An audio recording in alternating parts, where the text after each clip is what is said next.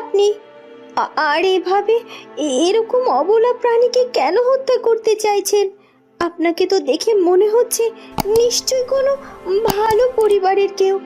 তাহলে আপনার পরিবার থেকে কি আপনাকে এতটুকু শিক্ষা দেয়নি যে বিনা অপরাধে কাউকে কখনো আঘাত করতে নেই?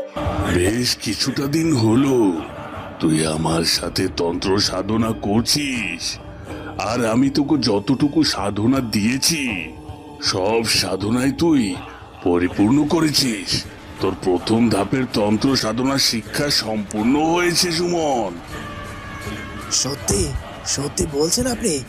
তার মানে আপনি বলছেন আমি অনেক বড় তন্ত্র সাধক হতে পারবো? বোন, বোন, কোথায় তুমি? কোথায় তুমি বোন? এই দেখো, রাজপ্রাসাদ থেকে তোমার জন্য আজ কি কি নিয়ে আইছি।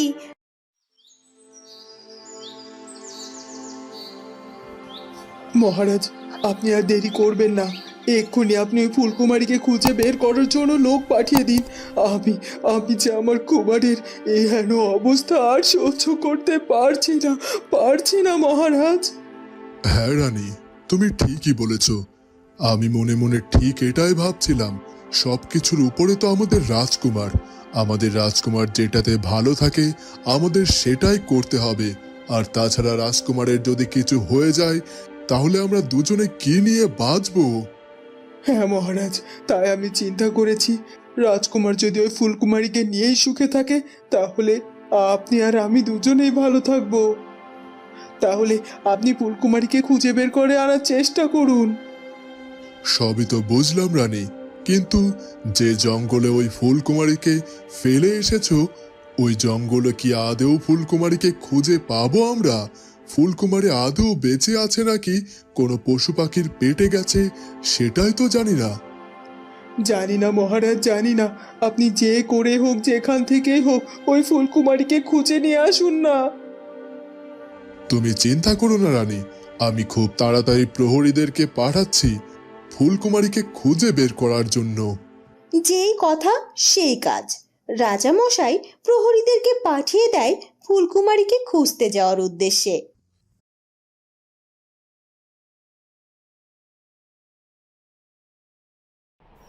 ওদিকে ফুলকুমারী কিছুতেই তার হিসাব মিলাতে পারে না। আজ আমার সাথে এমনটা ঘটলো কেন? কেউ একজন আমার সামনে এলো, কিন্তু অন্ধকারে দাঁড়িয়ে ছিল। তার মুখটা আমি ভালোভাবে দেখতে পাচ্ছিলাম না। আমার সাথে কত কথাও বলল।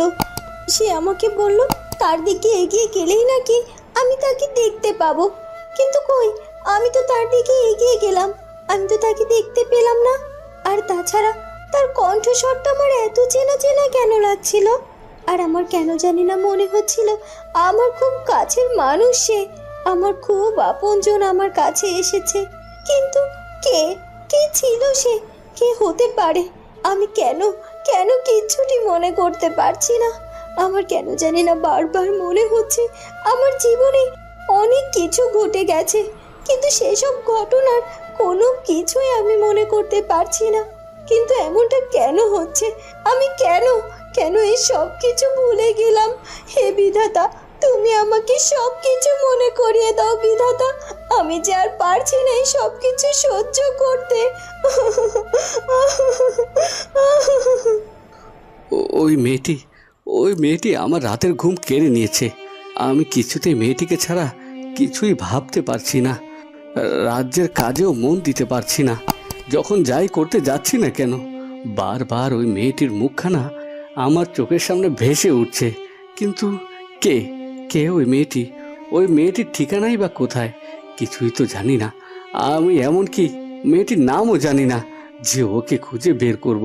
কিন্তু আমাকে যে ওই মেয়েটিকে খুঁজে বের করতেই হবে, কারণ ওই মেয়েটিকে যে আমি বড্ড ভালোবেসে ফেলেছি, আর আমি ওকে আমার জীবন সঙ্গিনী করব। আর তাছাড়া আমি এটা ভালো করেই বুঝে গেছি যে ওই মেয়েটি এই রাজ্যেই আছে, আর তাই ওকে খুঁজে বের করা খুব একটা কঠিন কাজ হবে না। না না, আমি আর দেরি করব না।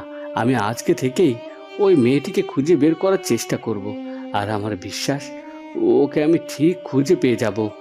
এই কথা বলে রাজকুমার প্রতাপ সেখান থেকে চলে যেতে থাকে। আর তখনই রানীমা এসে তার সামনে দাঁড়ায়।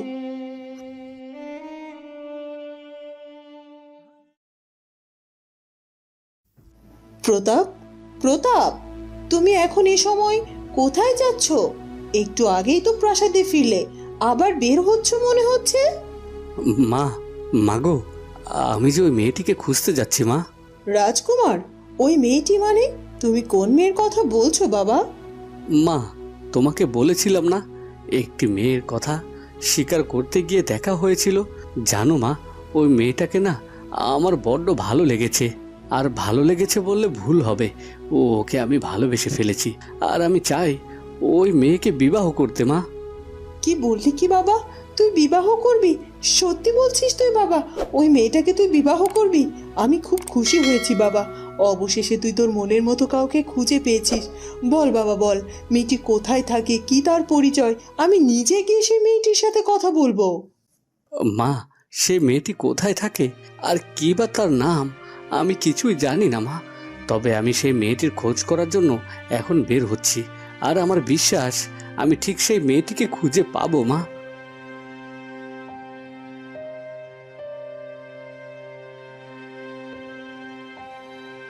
বাবা, রানীমা এবং মহারাজ মিলে ওই ফুলকুমারীকে খুঁজে বের করার জন্য লোক পাঠিয়ে দিয়েছে। এখন যদি সত্যি সত্যি ফুলকুমারীকে সে খুঁজে পেয়ে যায়, তাহলে ওই ফুলকুমারী আবার ওই রাজপ্রাসাদে ফিরে আসবে। তখন তখন আমার কি হবে বলতে পারো তুমি বাবা? মহারাজ এবং রানীমা এটা কেন করছে সেটাই তো বুঝতে পারছি না। মহারাজা রানী তো রাজকুমারের বিয়ের সময় বলেছিল ওই মেয়ের সাথে বিবাহ দেওয়ার পর যে কোনো উপায়ে ওই মেয়েকে প্রাসাদ থেকে তাড়িয়ে দেবে, তারপর তোর সাথে আবার রাজকুমারের বিবাহ দেবে। কিন্তু তারা সেই কথা না রেখে আবার ওই ফুলকুমারীকে খুঁজে আনার চেষ্টা করছে। না না, একবার আমার কথার খেলাপ করেছে, তখন আমি কিছুই বলিনি, কিন্তু এবার আমার কথার খেলাপ আমি কিছুতেই করতে দেব না। কিন্তু কি করবে তুমি বলতে পারো? রাজা রানীমার সিদ্ধান্ত থেকে তো তুমি তাদের সরাতে পারবে না। তাহলে তাহলে এবার মনে হয় সত্যি সত্যি আমাকে নিজেকে শেষ করে দিতে হবে। না না, মহারাজা রানীমা হয়েছে দেখে কি ওরা যা ইচ্ছে তাই করবে নাকি? এবার কিছুতেই এটা আমি মেনে নেব না, কিছুতেই না।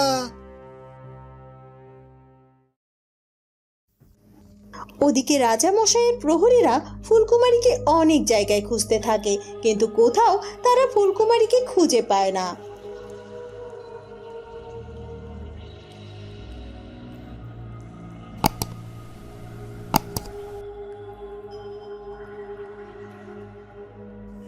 এত জায়গায় খুঁজলাম, কোনো জঙ্গলে তো খুঁজতে বাদ রাখিনি। তারপরে তো যুবরানীকে কোথাও খুঁজে পেলাম না। আর তাছাড়া এত বড় জঙ্গলে এখানে বড় বড় হিংস্র পশু পাখি বাস করে। আমাদের তো মনে হচ্ছে নিশ্চয় যুবরানীকে কোনো পশু পাখি আক্রমণ করেছে, তাকে হত্যা করে ফেলেছে। তখনই প্রহরী সেখানে তাকিয়ে দেখতে পায় সেখানে কিছু একটা চকচক করছে আর কিছু রক্তের দাগও লেগে রয়েছে। কি এখানে কি পড়ে রয়েছে? আর দেখছি রক্তের দাগ লেগে রয়েছে। প্রহরী সাথে সাথে সেটা হাতে তুলে নেয় আর দেখতে পায় সেটা আর কিছুই নয়, যুবরানীর পায়ের নূপুর পড়ে আছে সেখানে। এ তো দেখছি যুবরানীর পায়ের নূপুর, আর তাছাড়া এখানে রক্তের দাগও দেখতে পাচ্ছি। তার মানে কি সত্যি সত্যি জীবজন্তু এসে যুবরানীকে হত্যা করে ফেলেছে? আমরা যুবরানীকে খুঁজে পাবো না। চলো এবার আমাদেরকে এক্ষুনি প্রাসাদে ফিরে যেতে হবে, মহারাজ রানীমাকে খবর দিতে হবে। তাছাড়া সন্দেহ লেগে এসেছে, এবার আমাদের রাজপ্রাসাদে ফিরে যেতে হবে, না হলে আমরা আমাদের প্রাণ নিয়ে ফিরতে পারবো না। এরপর প্রহরীরা ফুলকুমারীকে কোথাও খুঁজে না পেয়ে আবারও রাজপ্রাসাদে ফিরে আসার জন্য রওনা দেয়। মহারাজ, রানীমা, আপনাদেরকে আমি পরিষ্কার করে বলে দিচ্ছি, আমার উর্মিমালার যদি কোনো ক্ষতি হয় এর জন্য কিন্তু আপনারা দায়ী থাকবেন। বারবার ওর নরম মনকে আপনারা ভেঙে দিচ্ছেন। সত্যি সত্যি এটা কিন্তু অনেক বড় অন্যায়। তখনই সেই প্রহরী সেখানে এসে হাজির হয়। মহারাজ, রানীমা, আমরা অতি দুঃখের সাথে জানাচ্ছি যে আমাদের যুবরানী বেঁচে নেই। তাকে জীবজন্তু খেয়ে ফেলেছে, কারণ যেখানে যুবরানীকে রেখে এসেছিলাম সেখানে কিছু রক্তের দাগ পাওয়া গেছে, আর সেখানে পায়ের নুপুরটিও পাওয়া গেছে। ঠিক আছে, তুমি এখন যাও এখান থেকে। দেখলেন তো রানীমা, চেষ্টা তো কম করলেন না। যুবরানীকে তো ফিরিয়ে আনা সম্ভব হলো না। এবার যত তাড়াতাড়ি সম্ভব রাজপুত্রের সাথে আমার উর্মিমালার বিয়েটা দেওয়ার ব্যবস্থা করুন। আর আমার মনে হয় রাজপুত্রের সাথে উর্মিমালার বিবাহ হলে রাজপুত্র আবার স্বাভাবিক জীবনে ফিরে আসবে। হ্যাঁ, আপনি ঠিকই বলেছেন। এবার আমাদের এই কাজটাই করতে হবে, আর যেভাবে হোক রাজপুত্রকে বোঝাতে হবে। তবে আমি জানি রাজপুত্র কিছুতে আমার কথা শুনবে না। তবে রাজপুত্র যার কথা শুনবে তাকে এবার আমাকে ডেকে পাঠাতে হবে। এরপর কেটে যায় বেশ কয়েকটা দিন। রাজপুত্র প্রতাপ ফুলকুমারীর কোনো খোঁজ পায় না, তাই তো সে বড্ড হতাশ হয়ে যায়। এটা কি করে হতে পারে? এত খোঁজার পরও কেন আমি মেয়েটির কোনো খোঁজ পেলাম না? সব জায়গায় তো খুঁজলাম, কিন্তু কোথাও কোথাও নেই ওই মেয়েটি। তাহলে কোথা থেকে ও মাঝে মাঝে জঙ্গলে আসে? কিছুই তো বুঝতে পারছি না।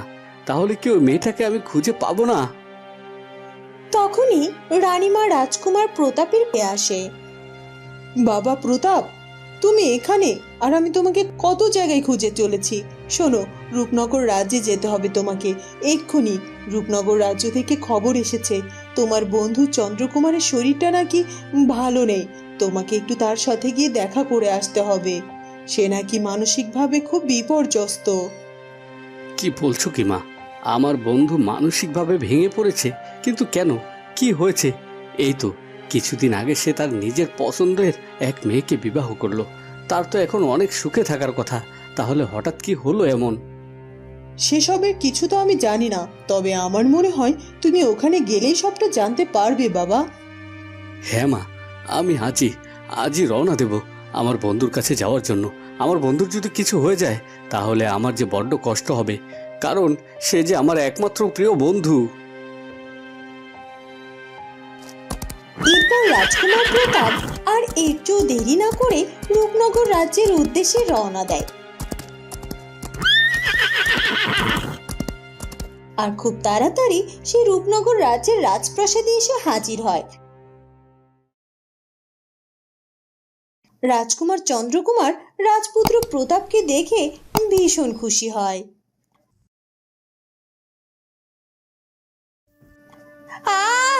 আমি আর সহ্য করতে পারতাছি না, ব্যথার যন্ত্রণায় কোমরটার মধ্যে যে আমার বড্ড কষ্ট হইতাছে।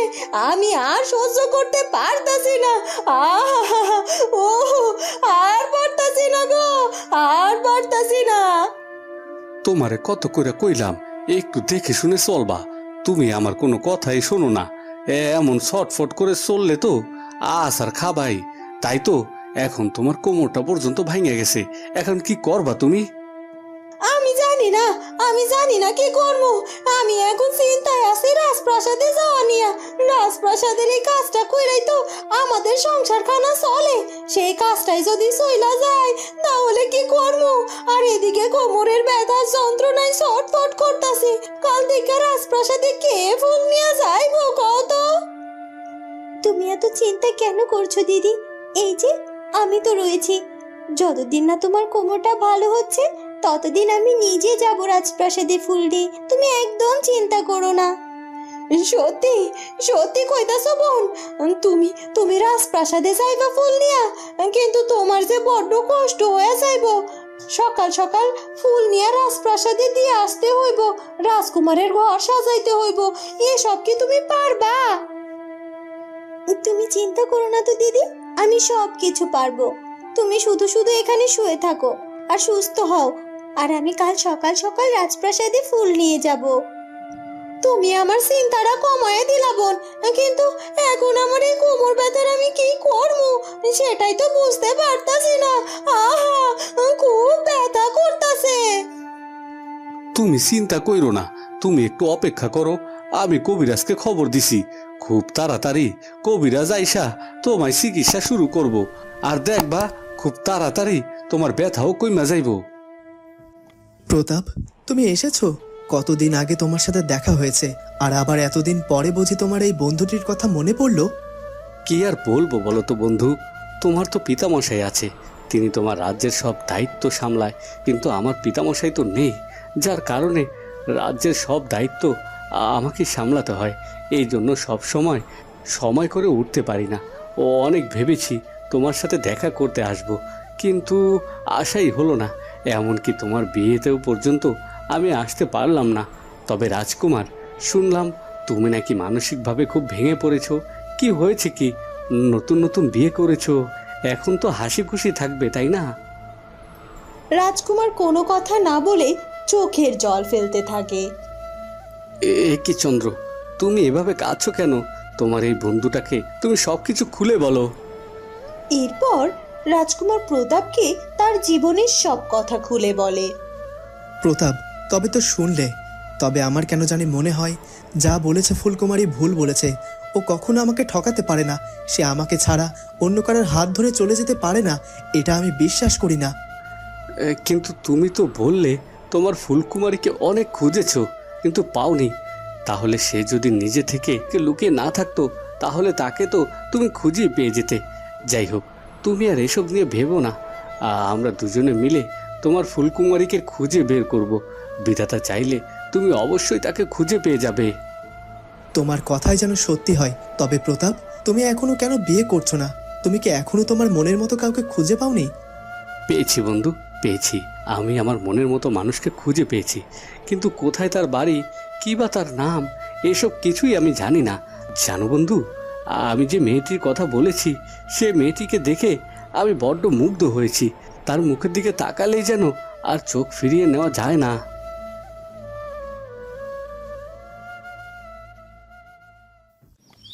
এরপর কেটে যায় আরো একটা দিন। ওদিকে সকাল সকাল ফুলকুমারী কিছু ফুল নিয়ে রাজপ্রাসাদে হাজির হয়। বাহ, কি সুন্দর রাজপ্রাসাদ! কত বড় রাজপ্রাসাদ! এই রাজপ্রাসাদ দেখে যেন আমার চোখটা জুড়িয়ে যাচ্ছে। এই মেয়ে, কে তুমি? এই রাজপ্রাসাদে হঠাৎ করে প্রবেশ করলে যে? তুমি কি জানো না এই রাজপ্রাসাদে অচেনা কারো অনুমতি ছাড়া প্রবেশের আদেশ নেই? তাহলে কেন প্রবেশ করেছো এখানে?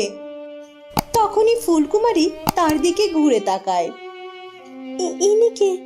মালিনী দিদি যেরকম বর্ণনা দিয়েছেন তাতে করে তো মনে হচ্ছে ইনিই রানীমা। হ্যাঁ হ্যাঁ, তাই হবে হয়তো। আমি যদি ভুল না করে থাকি তাহলে আপনি নিশ্চয়ই রানীমা, তাই তো? আসলে মালিনী দিদি পড়ে গিয়ে কোমরে অনেক আঘাত পেয়েছে, তিনি কয়েকদিন রাজপ্রাসাদে আসতে পারবেন না ফুল দিতে, আর তাই তো আমি ওনার হয়ে রোজ রাজপ্রাসাদে এসে ফুল দিয়ে যাব। আর আমি হলাম মালিনী দিদির ছোট বোন কুমকুম। ও আচ্ছা, তুমি মালিনীর ছোট বোন কুমকুম। মালিনী এর আগে তোমার কথা আমাকে অনেকবার বলেছে।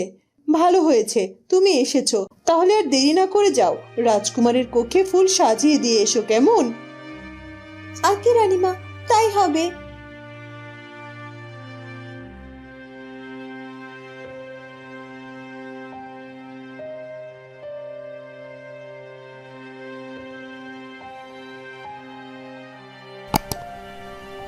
দেখেছেন মহারাজ, প্রতাপ রাজপ্রাসাদে আসার পরই আমাদের কুমারটা একটা রাতের মধ্যে কতটা স্বাভাবিক হয়ে গেছে। আমার কুমার ঘর থেকে বের হতো না, আর দেখো ও রাজ উদ্যানে আজ প্রতাপের সাথে ঘুরে বেড়াচ্ছে। এটা দেখে যে আমার বড্ড ভালো লাগছে। আপনি এক্ষুনি রাজকুমার প্রতাপের সাথে কথা বলে দেখুন না, তার মূল্যবান সময় নষ্ট করে যদি সে আরো একটা দিন থেকে যেত, তাহলে আমাদের কুমারটা আরো কিছুটা স্বাভাবিক হয়ে যেত। কিন্তু রানী, প্রতাপকে এ কথা আমি কি করে বলবো? প্রতাপের পিতা নেই, তাই প্রতাপকেই সব কাজ নিজে হাতে সামলাতে হয়। তবে একটা কাজ করা যায়, সেটা হলো তুমি যদি চাও আমাদের রাজকুমারকে প্রতাপের সাথে তার রাজ্যে কিছুদিনের জন্য পাঠানো যায়। রাজকুমার প্রতাপের সাথে থাকলে ওর মনও ভালো থাকবে। হ্যাঁ মহারাজ, আপনি ঠিকই বলেছেন, তাহলে সেটাই করুন। আমি বরং প্রতাপের সাথে গিয়ে কথা বলি, রাজকুমারকে তাদের রাজ্যে পাঠানোর ব্যবস্থা করি।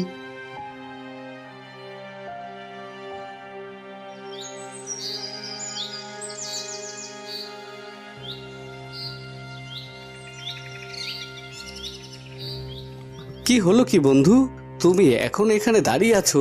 প্রস্তুত হয়ে নাও, আমার সাথে না তুমি আমার প্রাসাদে যাবে। প্রতাপ, আসলে আমার না কোথাও যেতে ইচ্ছা করছে না। আর তাছাড়া আমি যদি এই রাজপ্রাসাদ থেকে অন্য কোথাও যাই, এর মধ্যে যদি আমার ফুলকুমারী ফিরে আসে, আর ফিরে এসে যদি ও আমাকে কোথাও দেখতে না পায়, তাহলে কি হবে একবার ভেবেছো? চন্দ্রকুমার, তুমি তোমার ফুলকুমারীর জন্য আমার সাথে আমার প্রাসাদে যেতেও চাচ্ছ না। আচ্ছা, এমনও তো হতে পারে তুমি আমার সাথে আমার প্রাসাদে গেলে, আর তাছাড়া এমনও তো হতে পারে যে তুমি আমার রাজ্যে কোথাও তোমার ফুলকুমারীকে খুঁজে পেতেই পারো, তাই না? হ্যাঁ হ্যাঁ প্রতাপ, এটা তুমি মন্দ বলনি। সত্যি সত্যি যদি আমি তোমার রাজ্যে আমার ফুলকুমারীকে খুঁজে পেলেও পেতে পারি, তাহলে চলো আমি তোমার সাথে যাব তোমার রাজ্যে। যেই কথা সেই কাজ। রাজকুমার চন্দ্রকুমার ফুলকুমারীকে খোঁজার উদ্দেশ্যে রাজকুমার প্রতাপের সাথে তাদের রাজ্যের উদ্দেশ্যে রওনা দিয়ে দেয়। বন্ধুরা, তাহলে কি রাজকুমার চন্দ্রকুমার এবার ফুলকুমারীকে খুঁজে পাবে? সেটা জানবো আমরা ফুলকুমারী গল্পের পরবর্তী পর্বে। আর আমাদের আজকের পর্বটি ভালো লাগলে অবশ্যই আমাদের চ্যানেলটিকে সাবস্ক্রাইব করে দিও। দেখা হবে নতুন পর্ব নিয়ে। সে পর্যন্ত ভালো থেকো। ধন্যবাদ। রানীমা এবং মহারাজ মিলে ওই ফুলকুমারীকে খুঁজে বের করার জন্য লোক পাঠিয়ে দিয়েছে। এখন যদি সত্যি সত্যি ফুলকুমারীকে সে খুঁজে পেয়ে যায়, তাহলে ওই ফুলকুমারী আবারও ওই রাজপ্রাসাদে ফিরে আসবে।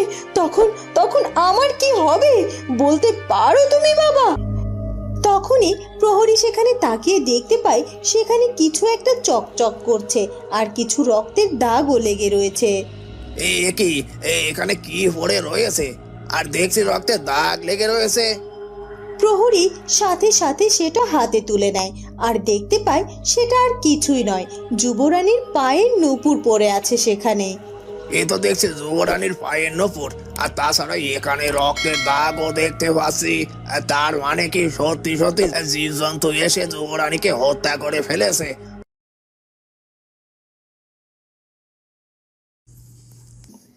উর্মিমালা রাজকুমার চন্দ্রের প্রাসাদ ত্যাগ করার কথা শুনে তাড়াতাড়ি করে রাজপ্রাসাদে এসে হাজির হয়। রানীমা, রানীমা, এই কি শুনলাম আমি? রাজকুমার চন্দ্র নাকি রাজপ্রাসাদ থেকে অন্য কোনো রাজ্যে গিয়েছে? হ্যাঁ উর্মিমালা, আসলে রাজকুমার প্রতাপকে পেয়ে বেশ অনেকটা স্বাভাবিক হয়ে গিয়েছিল। তাই আমি ভাবলাম রাজকুমার চন্দ্র যদি রাজকুমার প্রতাপের সঙ্গে গিয়ে তার রাজ্যে কিছুদিন থাকে, তাহলে রাজকুমার চন্দ্র আবার আগের মতো পরিপূর্ণ স্বাভাবিক হয়ে যেতে পারবে। কিন্তু রানীমা, রাজকুমার না থাকলে যে আমার একেবারেই ভালো লাগে না। এ কটা দিন আমি রাজকুমারকে ছাড়া কি করে কাটাবো বলতে পারেন? উর্মিমালা, তুমি আমার রাজকুমার চন্দ্রকে ভীষণ ভালোবাসো, তাই না? হ্যাঁ রানীমা, ভালোবাসি, ভীষণ ভালোবাসি। আর তাই তো সে ফুলকুমারীকে বিয়ে করার পরও আমি তাকে কিছুতেই বলতে পারিনি। উর্মিমালা, তুমি মন খারাপ করো না। এবার রাজপুত্র ফিরে এলে রাজপুত্রের সাথে তোমার বিয়েটা সেরে ফেলবো, আর আমি নিজের দায়িত্ব নিয়ে রাজকুমারকে বিয়ের জন্য রাজি করাবো, যেভাবেই হোক। সত্যি সত্যি বলছেন রানীমা? হ্যাঁ হ্যাঁ, আমি সত্যি বলছি। আর তাই তুমি নিজে রাজকুমারের সাথে বিয়ের ব্যাপারে মনে মনে প্রস্তুত হয়ে নাও। একটা একটা দিন করে দিন পেরিয়ে যাচ্ছে, কিন্তু আমি কোনোভাবেই এই জাদু আয়না থেকে মুক্ত হতে পারছি না। আমি যে এখানে বন্দি হয়ে গেছি, কিন্তু এভাবে বন্দি হয়ে থাকলে যে আমি কিছুতেই আমার বোনটাকে সাহায্য করতে পারবো না। আমি বুঝতে পারছি আমার বোনটা মহা বিপদে আছে, ওর কাছে যে আমাকে যেতেই হবে। কিন্তু কি করে আমি যাব? আমি তো বন্দি হয়ে আছি। কেউ কি নেই? কেউ কি আমার কথা শুনতে পাচ্ছ না? আমাকে রক্ষা করো, আমাকে রক্ষা করো। হে বিধাতা, কেউ কি নেই আমাকে রক্ষা করার মতো? আমাকে সাহায্য করো, আমাকে এই বন্দিকৃত আয়না থেকে মুক্ত করার মতো তুমি কাউকে পাঠিয়ে দাও বিধাতা। এ কথা বলে ফুলপরি বড্ড কাঁদতে থাকে। ওদিকে রাজকুমার প্রতাপের সাথে রাজকুমার চন্দ্র তার প্রাসাদে গিয়ে হাজির হয়। এ কি রাজকুমার চন্দ্র, তুমি এসেছো? আমি খুশি হয়েছি বাবা। কতদিন বাদে তুমি আবার আমাদের প্রাসাদে এলে। এবার কিন্তু বেশ কিছুদিন থেকে যেতে হবে। হ্যাঁ রানীমা, আমি এখানে সত্যি কটা দিন থাকতে চাই, কারণ আমি যদি এখানে না থাকি তাহলে তাহলে তাকে খুঁজে পাবো কি করে বলুন? এ কি বাবা, তুমি কাকে খুঁজে পাওয়ার কথা বলছো? আর তাছাড়া তোমার মুখখানা এমন মলিন দেখাচ্ছে কেন? কি হয়েছে কি রাজকুমার চন্দ্র? তোমার শরীর ঠিক আছে তো? এর আগে তো কখনো তোমায় এমন মনমরা অবস্থায় দেখিনি। মা, তুমিও না, ওসব কিছু না। আসলে অনেকটা পথ পেরিয়ে আমরা এসেছি তো, তাই আমরা দুজনে বড্ড ক্লান্ত। এই জন্য রাজকুমার চন্দ্রকুমারের মুখখানা শুকনো দেখাচ্ছে। হ্যাঁ হ্যাঁ, সেটাই যাও। রাজকুমার চন্দ্র, তুমি আর প্রতাপ হাত মুখ ধুয়ে নাও, আমি তোমাদের খাবারের ব্যবস্থা করছি। আর হ্যাঁ প্রতাপ, রাজকুমারকে তুমি অতিথিশালার কক্ষটা দেখিয়ে দাও। এ কথা বলে রানীমা সেখান থেকে চলে যায়। আর রাজকুমার প্রতাপ এগিয়ে যেতে থাকে, কিন্তু রাজকুমার চন্দ্র প্রাসাদের ভেতরে প্রবেশ না করে আবারও প্রাসাদ থেকে বেরিয়ে যায়। দিদি, আমি রাজপ্রাসাদে গিয়েছিলাম আর তোমার যা যা কাজ সব সম্পন্ন করেছি, আর রানীমাও ভীষণ খুশি হয়েছে। এখন তোমার শরীরটা কেমন লাগছে দিদি? আমার শরীর খানা ঠিক আছে, এখন ব্যথাও কিছুটা কমেছে, কিন্তু তোমার বড্ড কষ্ট হয়ে গেল, তাই না বোন? না না দিদি, আমার তেমন কোনো কষ্টই হয়নি। আমার তো বড্ড ভালো লেগেছে রাজপ্রাসাদে গিয়ে। আর রানীমা তো অনেক ভালো মানুষ, তিনি আমার সাথে কত গল্প করলেন। তাই তো বলছি, তুমি এত চিন্তা করো না। তুমি সুস্থ হওয়া পর্যন্ত আমি রাজপ্রাসাদে রোজ ফুল নিয়ে যাব। সত্যি কইতাছো বোন, তুমি আমার অনেক বড় চিন্তা থেকে বাঁচায়া দিছো। আর হ্যাঁ শোনো কুমকুম, তোমারে আমি খুব ভালো কইরাই বইলা দিই, সেইটা হইল আমাদের রাজ্যের রাজকুমার প্রতাপ কিন্তু বড্ড ফুল ভালোবাসে। আর তুমি বিশেষ কইরা রাজকুমার প্রতাপের কক্ষটি বেশি সুন্দর কইরা ফুল দিয়া সাজাইয়া দিও, কেমন? আমি রাজকুমারের কক্ষ বিশেষ যত্ন করে ফুল দিয়ে সাজিয়ে রেখে এসেছি। আমার বিশ্বাস রাজকুমারের তার কক্ষ সাজানো বড্ড পছন্দ হবে দিদি। ওদিকে জঙ্গলের পথ ধরে একজন সাধু বাবা হাঁটছিল। হঠাৎ সে হাঁটতে হাঁটতে একটি মেয়ের কান্নার আওয়াজ শুনতে পায়। মনে হচ্ছে কারো কান্নার আওয়াজ শুনতে পাচ্ছি। হ্যাঁ, তাই তো। কিন্তু এই জঙ্গলের ভেতরে এভাবে কান্না করছে কে? আমাকে একটু দেখতে হবে। এই কথা বলে সাধু বাবা সেই কান্নার স্বরটি অনুসরণ করে এগিয়ে যেতে থাকে, কিন্তু হঠাৎ করে সেই কান্নার আওয়াজটি থেমে যায়। আর তো কোনো কান্নার আওয়াজ শুনতে পাচ্ছি না। আর এদিকেই তো কান্নার আওয়াজটি ভেসে আসছিল। তাহলে কি আমি ভুল শুনেছি? হ্যাঁ হ্যাঁ, হতেই পারে।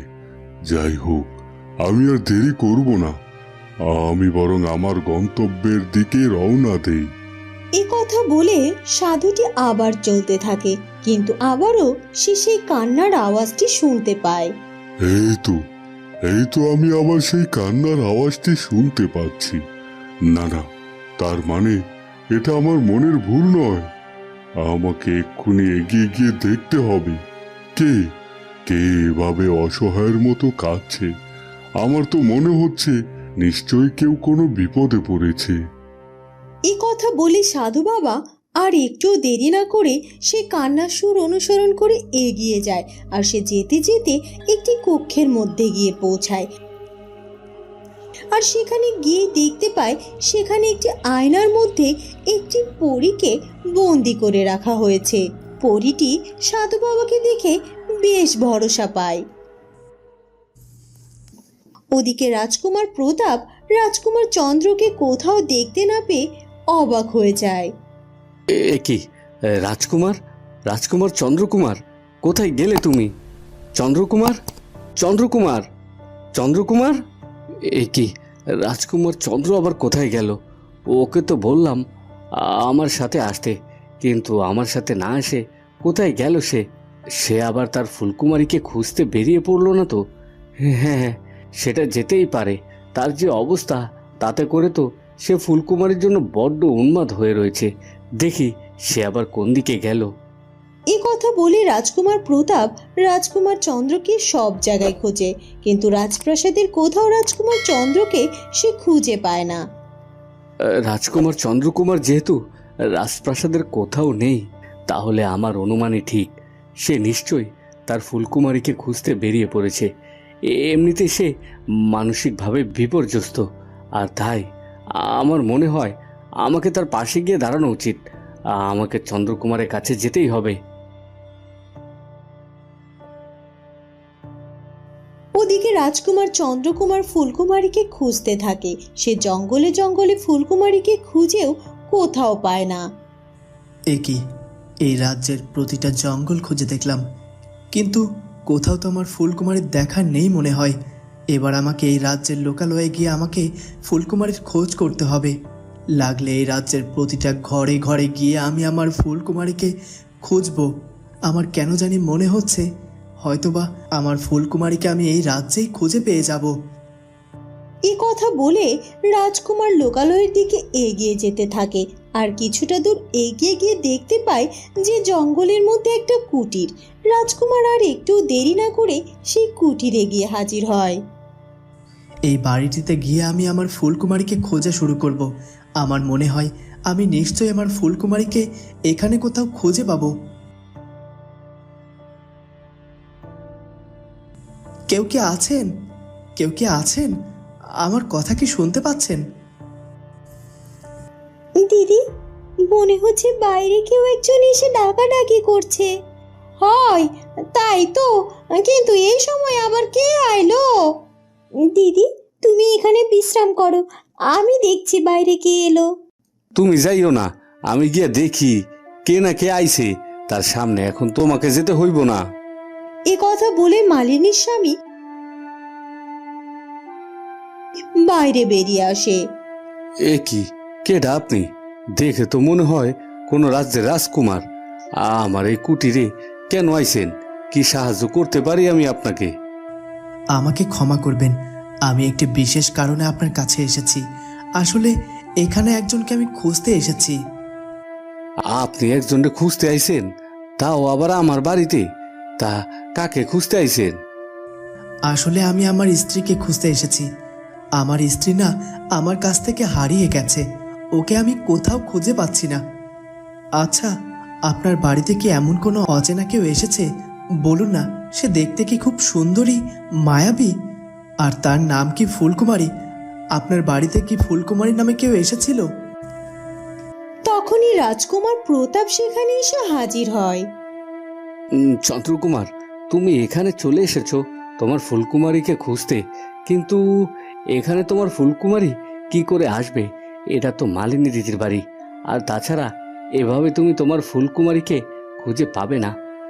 আমি তোমাকে সাহায্য করব তোমার ফুলকুমারীকে খোঁজার জন্য। আর তাছাড়া তোমার শরীরটা এখন ভালো নয়। চলো রাজপ্রাসাদে ফিরে চলো, কাল সকাল সকাল আমরা দুজনে বেরিয়ে পড়ব তোমার ফুলকুমারীকে খোঁজার উদ্দেশ্যে। কিন্তু প্রতাপ, আর কোনো কিন্তু নয়, এখন চলো প্রাসাদে চলো। কাল আমরা তোমার ফুলকুমারীকে খোঁজার উদ্দেশ্যে বের হব। চলো চলো বলছি রাজকুমার চন্দ্রকুমার। এরপর রাজকুমার প্রতাপ রাজকুমার চন্দ্রকে সাথে করে নিয়ে সেখান থেকে চলে যায়। এরপর মালিনীর স্বামীও মালিনীর কক্ষে প্রবেশ করে। এ কি গো, কেডা আইছিল? মনে হইল দুইজন লোকের কথা শুনলাম। হয় হয়, আসলে একজন রাজপুত্র আইছিল, আর তার পরপরই আমাদের রাজপুত্র প্রতাপ আইছিল। সে আইসা বলছিল সে নাকি রাজকুমারের প্রতাপের বন্ধু। জানো, ওই রাজকুমারটা না কাউরে একজন খুঁজতাছিল। তার স্ত্রী নাকি তার কাছ থেকে হারায় গেছে। তার মুখখানা দেখে মায়া হইতাছিল। কি কইতাছো? সাথে আবার রাজকুমার প্রতাপ সিংহ আমাগো বাড়িতে আইছিল, কিন্তু তারে তুমি আমগো ঘরের ভেতর নিয়ে আসলা না কেন? রাজকুমার প্রতাপ তো একটু দেরি না কইরা তার বন্ধুটারে সাথে কইরা নিয়ে তাড়াতাড়ি চইলা গেল। এ কি, তুমি এভাবে আয়নার মধ্যে বন্দি হয়ে গেলে কি করে? সাধু বাবা, আমাকে এক দুষ্টু তান্ত্রিক এইভাবে আয়নার মধ্যে বন্দি করেছে। আমি আপনাকে সবটা খুলে বলছি। এরপর ফুলপরি সাধু বাবাকে সবকিছু খুলে বলে। সবই তো শুনলেন সাধু বাবা, এবার আপনি আমাকে এখান থেকে মুক্ত করার একটা ব্যবস্থা করুন। আমি যে আর পারছি না এভাবে বন্দি হয়ে থাকতে, আমাকে মুক্ত করে দিন। তোমাকে মুক্ত করতে গেলে আমার কিছুটা সময়ের প্রয়োজন। আর হ্যাঁ, আমি কথা দিচ্ছি আমি তোমাকে মুক্ত করে দেব, কিন্তু তার জন্য আমার একটু সাধনার প্রয়োজন। কিন্তু তারপরও তোমাকে একটা কথা বলি, যদিও বা তুমি এখান থেকে মুক্তি পাও, কিন্তু তুমি তোমার কোনো শক্তি ফিরে পাবে না। তোমাকে সাধারণ মানুষের মতো জীবনযাপন করতে হবে। আর এই শর্তে যদি তুমি রাজি হও, তাহলে আমি তোমাকে মুক্ত করব। সাধারণ মানুষের মতো জীবন যাপন করতে হবে আর আমার শক্তি আমার কাছ থেকে চলে যাবে? তবে তাই হোক সাধু বাবা, তারপরও আপনি আমাকে মুক্ত করে দিন, কারণ আমি জানি আমার বোন যে অনেক বড় বিপদে আছে। আমার বোনের পাশে গিয়ে যে আমাকে দাঁড়াতেই হবে। আপনি আমাকে মুক্ত করার ব্যবস্থা করুন।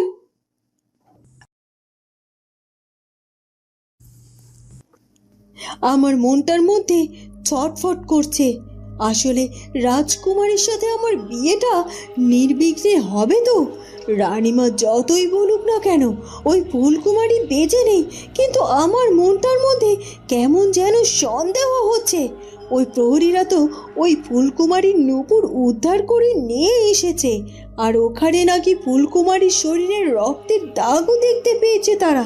আর তাই তারা নিশ্চিতভাবে বলছে ফুলকুমারী নাকি কোনো জীবজন্তুর পেটে গিয়েছে। কিন্তু তারপরও কেন আমার মনের মধ্যে এমন ভয় বাসা বেঁধেছে? বারবার আমার মনে হচ্ছে ওই ফুলকুমারী হয়তো আবার আমার রাজকুমারীর জীবনে ফিরে আসতেই পারে, আর আমার আশা স্বপ্ন আবারও ভেঙে যেতে পারে। কিন্তু এমনটা মনে হওয়ার আমার কারণটা কি, সেটাই তো বুঝতে পারছি না। না না না না না, এতটা ভাববো না আমি। রানীমা যেহেতু আমাকে বলেছে যে রাজকুমারের সাথে আমার তিনি বিয়ে দেবেন, তাহলে অবশ্যই দেবেন। আর যদি এবার কোনো কারণে রাজকুমার আমাকে বিয়ে করতে রাজি না হয়, তাহলে এবার আমাকে যে আমার কাজটাই করতে হবে। এরপর কেটে যায় আরও একটা দিন। সকাল সকাল ফুলকুমারী বেশ কিছু ফুল নিয়ে আবারও রাজপ্রাসাদে এসে হাজির হয়, আর সে রাজকুমারের কক্ষে গিয়ে ফুল দিয়ে সুন্দর করে সাজিয়ে দেয়। এই তো রাজকুমারের কক্ষটা সুন্দরভাবে সাজানো হয়ে গেছে। এবার যাই আমি বরং ফিরে যাই, বড্ড দেরি হয়ে গেছে আজ আমার। তখনই রাজকুমার প্রতাপ সেই কক্ষে এসে হাজির হয়, আর তার চোখের সামনে ফুলকুমারীকে দেখে একেবারেই অবাক হয়ে যায়। সে যাকে এতদিন খুঁজে বেড়াচ্ছিল, সে তার চোখের সামনে তার কক্ষে দাঁড়িয়ে আছে। এটা আমি কি দেখছি? আমি আমি তো আমার নিজের চোখে বিশ্বাস করতে পারছি না। যাকে আমি এতদিন পাগলের মতো খুঁজে বেরিয়েছি, সে কিনা এখন আমার চোখের সামনে দাঁড়িয়ে আছে, আর সে নিজের হাতে আমার কক্ষকে এত সুন্দর করে ফুল দিয়ে সাজিয়েছে। এ কি, এ তো দেখছি সেই রাজপুত্রটা। তার মানে এই রাজপুত্রটার সাথে আমি এতদিন খারাপ ব্যবহার করেছি, তাকে কত জ্ঞান দিয়েছি। আমাকে এক্ষুনি রাজকুমারটার কাছ থেকে ক্ষমা চেয়ে নিতে হবে। রাজকুমার, আমি প্রথমে আপনার কাছে ক্ষমা চেয়ে নিচ্ছি, কারণ আমি আপনাকে না জেনে আপনার সাথে অন্যায় করেছি। সেদিন আপনার স্বীকার করা থেকে শুরু করে আমার খাদে পড়ে যাওয়ার ঘটনা পর্যন্ত আমি আপনার সাথে একটু খারাপ আচরণ করে ফেলেছি। তাই আমি আপনার কাছে ক্ষমা চাইছি, আমাকে ক্ষমা করে দিবেন। এখন আমি আসি। এ কথা বলে ফুলকুমারী তাড়াতাড়ি করে সেখান থেকে চলে যায়। আর প্রতাপ ফুলকুমারীকে দেখে এতটাই অবাক হয়ে যায় যে ফুলকুমারীকে সামনাসামনি দেখে সে তাকে কিছুই জিজ্ঞাসা করতে পারে না। সে তার মনের কথাও ফুলকুমারীকে বলতে পারে না। সে একেবারেই হতবাক হয়ে শুধুমাত্র দাঁড়িয়ে থাকে। ওই মেয়েটি তো আবার আমার কাছ থেকে চলে যাচ্ছে। না না, এক্ষুনি ওই মেয়েটির কাছে যেতে হবে আর ওকে আমার মনের কথা খুলে বলতে হবে। এ কথা বলে রাজকুমার প্রতাপ তাড়াতাড়ি করে ঘর থেকে বেরিয়ে আসে। এ কি দাদু ভাই, এভাবে ছুটছো কোথায়? দিদা, আমার পথ ছাড়ো, আমাকে এক্ষুনি যেতে দাও তো। সে যে চলে যাচ্ছে, তার সাথে যে আমাকে কথা বলতেই হবে। এ কি দাদু ভাই, কার সাথে কথা বলবে?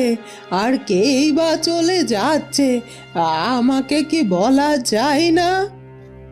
ওই মেয়েটি, যে মেয়েটি আমার রাজপ্রাসাদে ফুল নিয়ে এসেছিল আর আমার কক্ষকে ফুল দিয়ে সাজিয়ে গেল।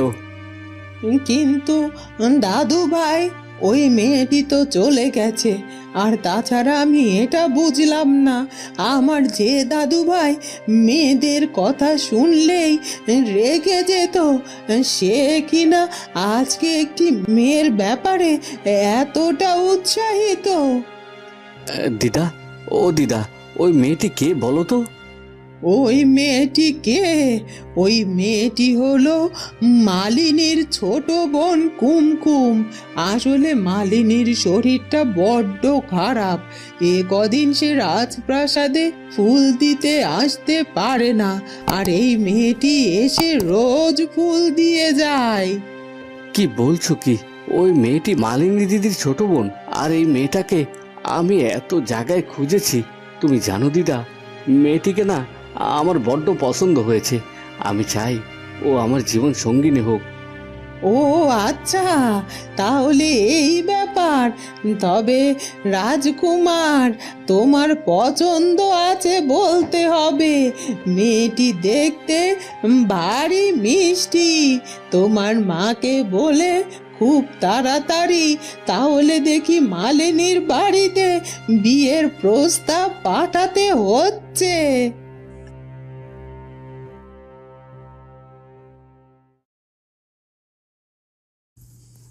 ওদিকে রাজকুমার মন খারাপ করে শুধুমাত্র ফুলকুমারীর কথাই ভেবে যাচ্ছিল আর রাজপ্রাসাদের হাঁটাহাঁটি করছিল। সেই পথ দিয়ে ফুলকুমারীও রাজপ্রাসাদ থেকে বেরিয়ে যাচ্ছিল, কিন্তু হঠাৎ করে ফুলকুমারীর চোখ যায় রাজকুমারের দিকে। এ কি, ওই লোকটা রাজপ্রাসাদের বাইরে এভাবে পায়চারি করছে কেন? মনে হচ্ছে বড্ড অস্থির হয়ে আছে সে। আর তাছাড়া এনাকে তো রাজপ্রাসাদে আগে কখনো দেখিনি। তাহলে কি মালিনী দিদির বাড়িতে এনেই গিয়েছিল তার হারিয়ে যাওয়া স্ত্রীকে খুঁজতে? হ্যাঁ হ্যাঁ, তাই হবে হয়তো। কিন্তু তখন তার কণ্ঠস্বর শুনে আমার আমার এতটা চেনা চেনা লাগলো কেন? আর তাছাড়া এখন এই লোকটাকে দেখে আমার মনের মধ্যে এমন অনুভূতি কেন হচ্ছে? আমার কেন জানি না মনে হচ্ছে ওই লোকটি যেন আমার কত চেনা, কত আপন। কিন্তু সে তো একটি রাজ্যের রাজকুমার, সে কি করে আমার আপনজন হতে পারে? আচ্ছা, আমি কি ওই রাজকুমারের কাছে যাব? তার কাছে গিয়ে কি আমি একবার জিজ্ঞাসা করব যে তাকে আমার এত চেনা চেনা কেন লাগছে? হ্যাঁ হ্যাঁ, আমি বরং সেটাই করি। আমার মনে হয় আমি তার কাছে গেলে আমার মনের ভেতরে জমে থাকা সব প্রশ্নের উত্তর আমি খুঁজে পেয়ে যাব। বন্ধুরা, তাহলে কি রাজকুমারের সাথে ফুলকুমারীর এবার দেখা হয়ে যাবে? সেটা জানবো আমরা ফুলকুমারী গল্পের পরবর্তী পর্বে। আর আমাদের আজকের পর্বটি ভালো লাগলে অবশ্যই আমাদের চ্যানেলটিকে সাবস্ক্রাইব করে দিও। দেখা হবে পরের পর্বে। ধন্যবাদ।